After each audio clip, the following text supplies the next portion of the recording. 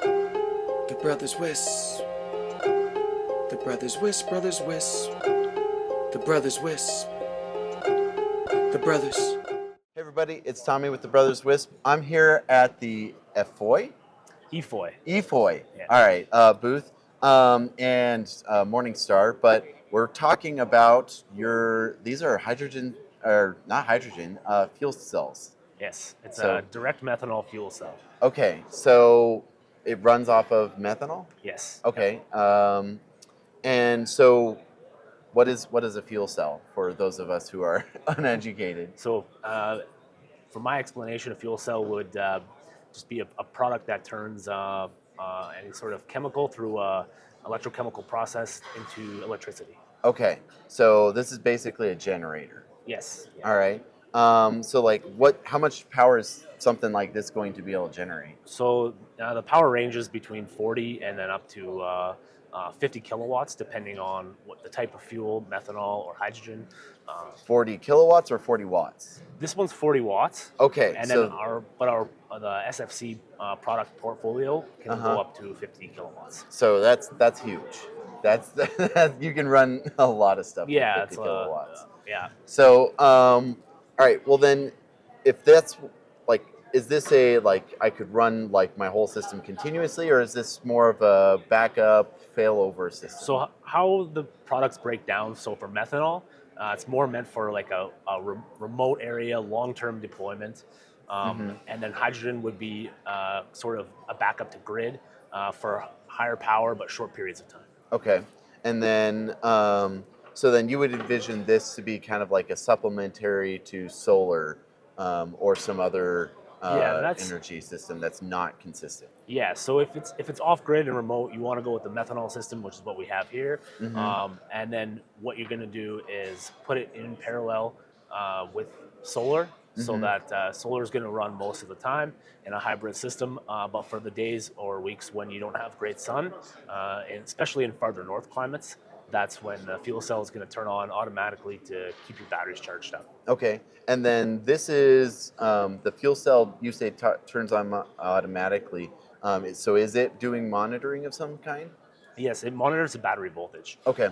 So, for example, in a 12-volt system, once your batteries drop down to 12 volts, it's going to automatically turn on and charge them up to, say, 14 volts. Or in a hybrid case, when the sun comes out, it's going to be at 14.5, and the fuel cell is going to turn off. Okay. So it's a very intelligent system. And then you were mentioning voltages. I'm guessing you guys can do like the whole range, 12, 48. So yeah, 24. the standard voltages with the Pro EFOI series is 12 or 24. We have a 48 volt rack mount system. Oh. And then other than that, if you need different voltages, you can convert it. Okay, yeah. DC conversion's pretty easy and efficient. You didn't mention that yesterday when I was chatting to you. I love rack mount stuff. So you Yeah. have a rack mount system for this whole system? For our 500 watt Pro 12,000 is rack mount. Yeah. Okay, cool. So how many U's is that going to take up? That's a good question. I don't know. Okay. Well, I can't get everything off of you. All right. So then, methanol. You guys supply the methanol, of course. Yep. You Okay. can buy the methanol from us. So the reason that we want to maintain the fuel is just the quality of it. So we want a 99.9% purity, so that you're not going to damage the fuel cell. If you get any sort of impurities into that stack where the chemical process takes place, there's risk to destroy the stack. So Yeah. by buying fuel from us, it's sealed, spill-proof in a safe container, and you're maintaining that purity. Yeah. And you were showing me this. It's relatively easy, quick disconnect, toss on a new one. So Yeah. that's pretty cool. I really appreciated. It's a nice, well integrated system. So all right, and then let's see. What would be something else that we haven't talked about for these guys? Lifespan of how long is one of these going to be able to last? So the lifespan of the fuel itself just depends on how much power you're drawing. So in this container, for example, there's 11 kilowatts, Okay. which at a 50 watt power draw with no sun, you would get about 10 days of autonomy. So then the more fuel you add on and the higher power demand just kind of depends on how long you can go. Okay, so and that's forever for what? 2-gallon container? 2.5 gallon container, yeah, would be 10 days at That's- 50 watts. That's awesome. That's a really high energy density. You can't get that with a normal generator. Yeah, that's with generators, they are somewhat inefficient when you're have them in a remote spot. Mm-hmm. When they turn on, they burn through fuel quickly and generate a lot of power. Mm-hmm. The fuel cell is like more of a trickle charge. It's a slow charge, but it uses its fuel very efficiently. So that's how you can get that longer life out of your fuel tank. Yeah, and then these are relatively low maintenance. You connect methanol to the system, connect it in, and you really don't have to do yearly or even bi-yearly work on them at all. Yeah, there's very few moving parts. It's different than a combustion engine. There's a chemical reaction that takes place, so it's a static system. There's no combustion.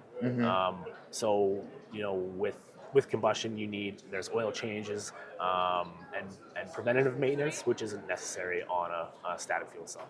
Okay, so about how many hours lifespan would this be able to generate energy for? So it depends, again, kind of on how much you use fuel cell per year. But when we're sizing systems, we try to get it for around 1,000 hours a year max. Okay. In a hybrid setup. So then you should be able to get between 7 to 10 years with about 1,000 hours a year. That's awesome. System. So that's an extremely long lifespan for a piece of equipment. And then once that system needs to be replaced, you just you swap out the catalyst inside the fuel cell with a new one, and you can still use the same standard components, swap out the catalyst, and your power output's back up to full. Okay, so that's a very quick. And is that something like the user can do? You'll have to send it in to us Okay. to do. We have a service office in Orem, Utah, so that's where it would go. And we'd swap it out, fix it up, and send it back. Awesome. Okay, cool. Well, that's really cool. All right. Well, last question. Wow, my goodness, I have just hit a wall. It's been a long week, guys. So I haven't seen you at the show. This is your guys' first show, right? Yeah, first WISP show in the U.S. Okay. So what was the coolest thing that you've seen here so far? I haven't done a ton of walking around yet. I plan to do that actually after our talk here. So Okay. I've learned a lot. Already just kind of talking with people nearby. I think just what's cool is it's organized very well, and seems like very well attended. So. Yeah. So, well, thank you very much. Hope to see you at Oklahoma, and again next year. Yeah, awesome. Thank you. Yeah. You're now listening to Greg, it's the Brothers Wisp. Let's take a ride through space on this mothership. Wireless networking, we talk about equipment and methodology, so sit back and start learning. Lighten up the tower so people can start searching. Shooting up the web in neighborhoods, net surfing. We got horrible jokes, we're loud and annoying, but we're informative facts, we're not disappointing. Just give us a listen, cause fun is the mission. I'm telling you, you don't know what you are missing. Ideas and some good comedy given. If you missed the show already, don't worry, you're forgiven.